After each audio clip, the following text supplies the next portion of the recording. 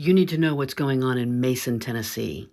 Mason, Tennessee is a predominantly black town in West Tennessee. About 60% of the population is black. Almost all of its town leaders are black.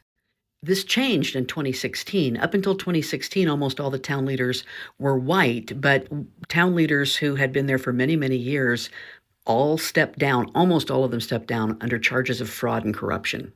So black civic leaders stepped up and took the positions of mayor and vice mayor and alderman and such.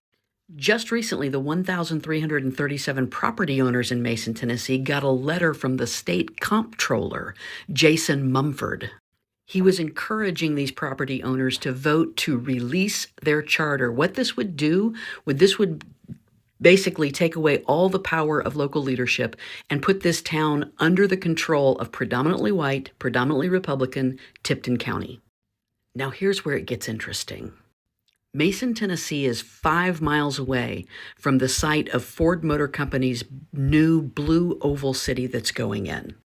This is a multi-billion-dollar project designed to help Ford pivot to electric vehicles. They're expecting it will generate 27,000 new jobs and $22 million a year annually in state revenue.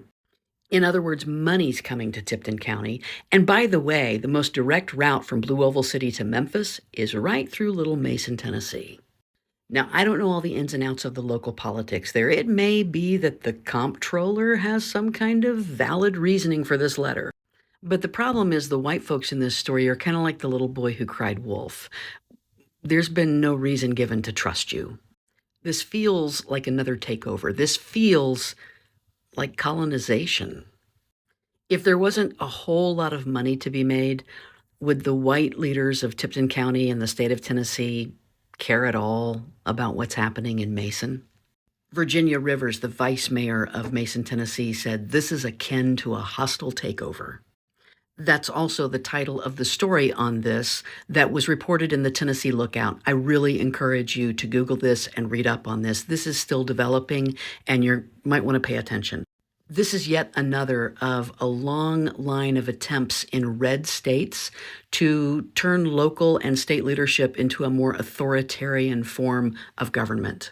All politics is local, and the politics in Mason, Tennessee needs to stay local.